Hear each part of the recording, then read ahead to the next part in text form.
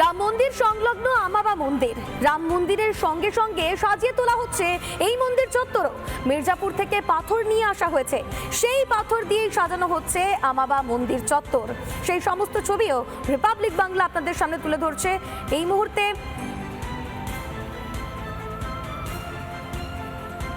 অযোধ্যায় শুধুমাত্র রাজস্থান থেকে যে পাথর আসছে তা কিন্তু একেবারে নয়।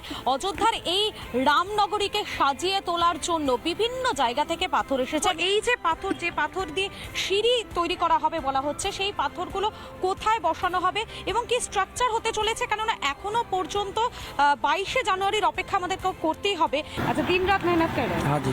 अच्छा, आप यहाँ पे हो या बाहर से आए हो? नहीं, राजस्थान से आए हैं। यहाँ पे इसी काम के लिए आप लोग आए? এই কাম। এই যে জায়গাটা রয়েছে, এই জায়গাতে কিন্তু পুরোটাই এই পাথরগুলো দিয়ে সাজিয়ে তোলা হবে এবং পুরো যেমনটা এখানকার যিনি কাজ করছেন তিনিও বললেন যে পুরো জায়গাটা কিন্তু একেবারে ছবিটা বদলে যাবে, এমনটাই তারা বলছেন। কেননা প্রথমে আপনাদেরকে বললাম, অযোধ্যা এই মুহূর্তে কিন্তু একদম তাকে সুন্দর করে সাজিয়ে তোলা হচ্ছে। 22শে জানুয়ারির অপেক্ষায় প্রত্যেকেই রয়েছেন এবং তারই আগে বিভিন্ন জায়গার যে টুকরো টুকরো ছবি, সেই ছবিগুলো একটা একটা করে তুলে ধরার চেষ্টা করছি আমরা। ভিডিও জার্নালিস্ট অমিতের সঙ্গে মধুকল্পিতা, রিপাবলিক বাংলা, অযোধ্যা। অযোধ্যার মণি পর্বতে তৈরি হয়েছে তীর্থক্ষেত্রপুরম। মোট 6টি টিনের অস্থায়ী শহর তৈরি করা হয়েছে, যেখানে রয়েছে মোট 1200টিরও বেশি ঘর। প্রায় 15,000-এর বেশি সাধু সন্তদের বিনামূল্যে থাকা খাওয়ার ব্যবস্থা করা হয়েছে। 15ই জানুয়ারি থেকে খুলে দেওয়া হবে এই তীর্থক্ষেত্রপুরম।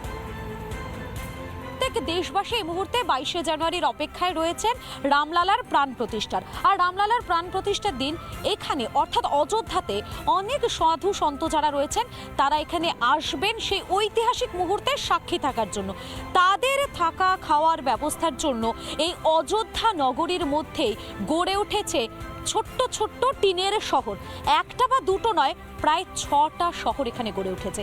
এই 6টা শহরকে একত্রে নাম দেওয়া হয়েছে তীর্থক্ষেত্রপুরম। প্রথম শহর যেটি, সেই শহরে প্রায় 307টি ঘরের এরকম ব্যবস্থা রয়েছে। এই একটি যে ঘর, এই ঘরে মোট 3টি বিছানা রয়েছে, কম্বল রয়েছে, চাদর দিয়ে পাতা, খুব সুন্দর পুরো যে ঘরটা। এই ঘরে কিন্তু খুব ভালোভাবে আলোর ব্যবস্থা করা হয়েছে।